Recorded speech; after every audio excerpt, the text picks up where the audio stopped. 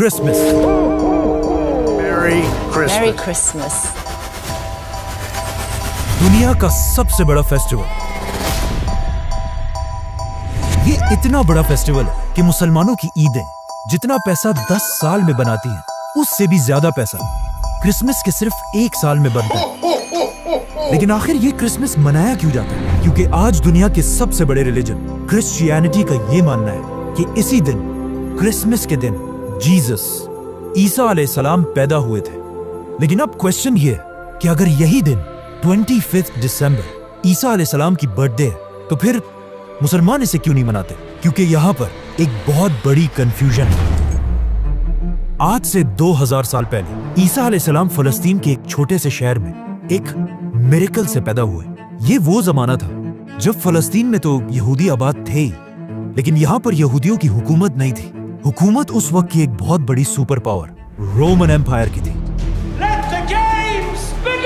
जब Roman empire अपनी ताकत की पीक पर थी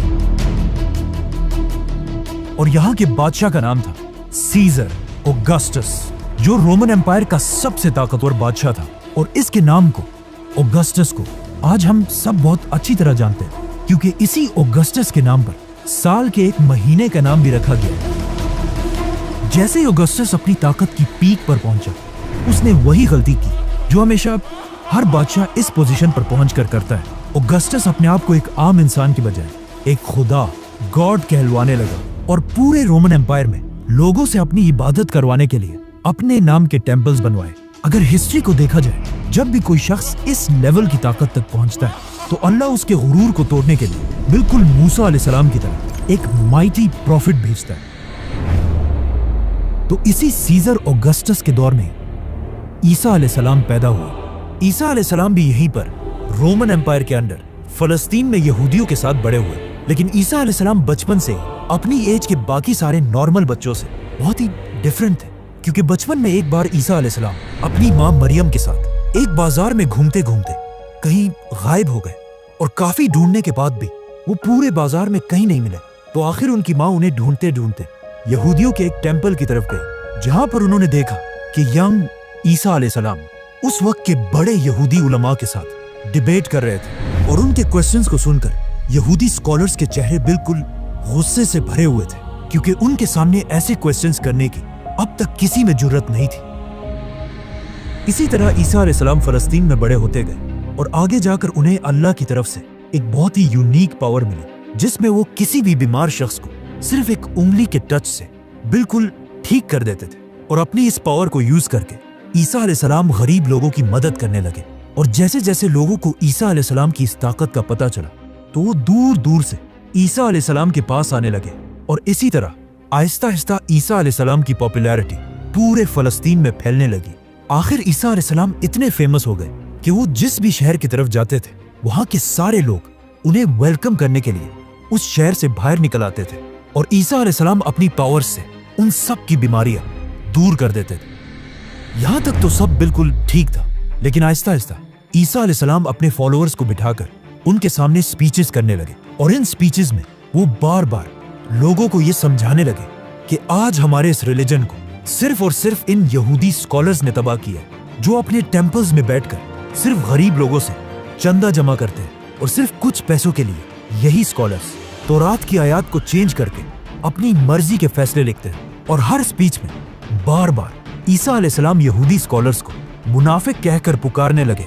ये सब सुनने के बाद यहूदी अवाम तो ईसा अलैहिस्सलाम की इन बातों से बहुत इंस्पायर होते थे, लेकिन ईसा अलैहिस्सलाम की इन बातों से यहूदी स्कॉलर्स के धंधे खराब होने लगे, जिसकी वजह से यहूदी उलमा के दिलों में ईसा अलैहिस्सलाम के लिए सख्त नफरत पैदा हुई।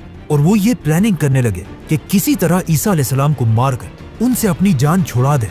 लेकिन सुपर पावर रोमन एम्पायर की हुकूमत में ऐसा करना इम्पॉसिबल था। लेकिन ये सब भी बहुत जल्द बदलने वाला था, क्योंकि आहिस्ता आहिस्ता ईसा अलैहिस्सलाम फलस्तीन में इतने फेमस हो चुके थे कि वो फलस्तीन में जहां भी जाते थे, हजारों लोगों का क्राउड उन्हें देखने के लिए जमा हो जाता था। आखिर एक दिन ईसा अलैहिस्सलाम फलस्तीन के कैपिटल जेरूसलम की तरफ गए। जब लोगों को इस बात का पता चला, तो हजारों लोग उनको वेलकम करने के लिए सिटी से बाहर निकल आए और उनकी सवारी के सामने खजूर के दरख्त की शाखें फेंकने लगे। जो उस जमाने में हाईएस्ट रिस्पेक्ट दिखाने का एक तरीका था।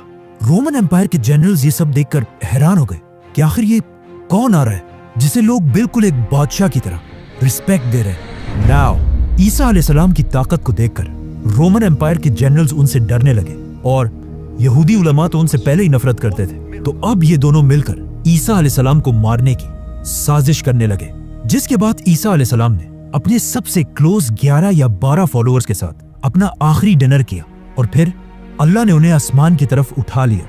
लेकिन क्रिश्चियंस का मानना है कि इसके बाद उन्हें मार दिया गया। अब ईसा अलैहिस्सलाम तो दुनिया से चले गए, लेकिन यहाँ फलस्तीन में उनके 11 फॉलोअर्स ने फैसला किया कि वो ईसा अलैहिस्सलाम की टीचिंग्स को पूरी दुनिया तक पहुंचाएंगे। तो सबसे पहले इन फॉलोअर्स ने यहूदियों को कन्विंस करने की कोशिश की, लेकिन ऑफ कोर्स यहूदियों ने ईसा को नहीं माना, तो इनको क्या मानेंगे। तो ये फॉलोअर्स यहूदियों को छोड़कर दुनिया के बाकी लोगों तक ईसा अलैहिस्सलाम का मैसेज पहुंचाने लगे और यहूदियों के बिल्कुल ऑपोजिट बाकी दुनिया में क्रिश्चियनिटी बहुत तेजी से फैलने लगी। और इन्हीं नए फॉलोअर्स में से एक का नाम सेंट पॉल था।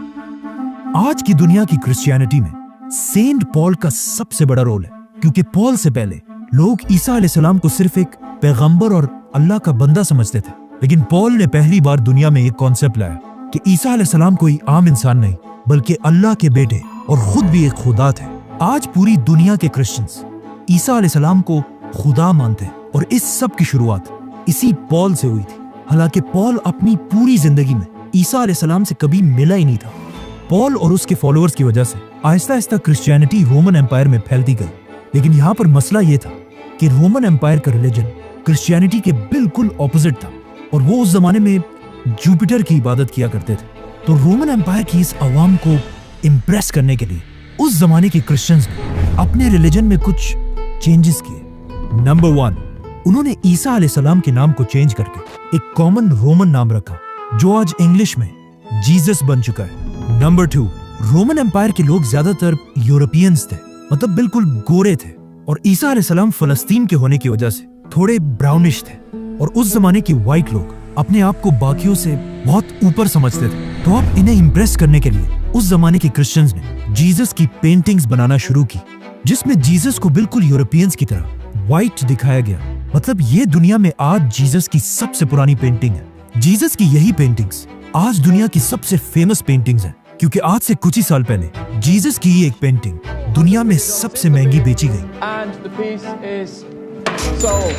$450 मिलियन में, और जिसे खरीदा किसने? Mohammed bin Salman is the actual buyer of a Leonardo for a record-breaking $450 million at the Let's come back to the story. Christianity में इन चेंजेस की वजह से Aahista Aahista Christianity Roman empire में बहुत तेजी से फैलने लगी और क्रिश्चियंस इतने बढ़ गए कि रोमन एम्पायर के बादशाहों ने सोचा कि अगर क्रिश्चियंस ऐसे ही बढ़ते गए तो ये तो हमारे रिलीजन जुपिटर के रिलीजन को बिल्कुल खत्म कर देंगे। तो आखिर रोमन एम्पायर के बादशाह ने फैसला किया कि अब क्रिश्चियनिटी को फैलने से रोकने के लिए हमें सारे क्रिश्चियंस को मारना होगा। जिसके बाद रोमन एम्पायर ने क्रिश्चियंस पर ऐसा जुल्म किया कि इस जुल्म को कुरान में भी डिस्क्राइब किया गया है कि जब रोमन एम्पायर के बादशाह के जुल्म से कुछ यंग लड़के भागकर एक गार केव में छुप गए और वहीं पर अगले 300 साल तक सोते रहे, जिन्हें असहाबे काफ कहा जाता है। रोमन एम्पायर के इस सारे जुल्म के बाद भी क्रिश्चियंस अपने रिलीजन से पीछे नहीं हटे, बल्कि इन सारे जुल्मों से क्रिश्चियनिटी और भी तेजी से फैलने लगी और दुनिया के हर कोने तक पहुंचने लगी, यहाँ तक कि ये रिलीजन पहली बार इंडिया तक भी पहुंचा।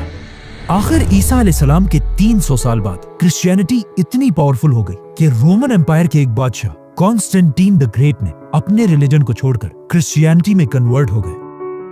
तो अब जब बादशाह ही क्रिश्चियन बन गया तो रोमन एम्पायर के सारे हालात बिल्कुल बदल गए और अब तक जो जुल्म क्रिश्चियंस पर किया जाता था उससे भी ज्यादा जुल्म जुपिटर के रिलीजन के फॉलोअर्स पर किया जाने लगा, क्योंकि उस जमाने का रूल था कि जो रिलीजन बादशाह का होगा वही पब्लिक का भी होगा। तो अब रोमन एम्पायर अपने पुराने रिलीजन को जबरदस्ती दुनिया से खत्म करने लगे, लेकिन ये भी कोई आसान काम नहीं था, क्योंकि जुपिटर को मानने वाले भी इतनी आसानी से अपना रिलीजन छोड़ने वाले नहीं थे। तो अब यहाँ पर अगेन रोमन एम्पायर ने क्रिश्चियनिटी को दोबारा बदलने की कोशिश की और अपने पुराने और नए रिलीजन को एक दूसरे के साथ मिक्स करने लगे, और यहीं से पहली बार क्रिसमस का कॉन्सेप्ट आया। जैसे कि रोमन एम्पायर के रिलीजन में हर साल दिसंबर में अपना सबसे बड़ा फेस्टिवल सैटर्नेलिया मनाते थे, जिसमें वो अपने खुदा सैटर्न की इबादत करते थे। और उनके इस फेस्टिवल में एक चीज सबसे इंपॉर्टेंट थी, पाइन ट्रीज, क्योंकि दिसंबर में यूरोप की सर्दी की वजह से सारे दरख्त बिल्कुल सूख जाते थे और सिर्फ पाइन ट्री अपनी जगह पर मजबूती से खड़ी रहती थी,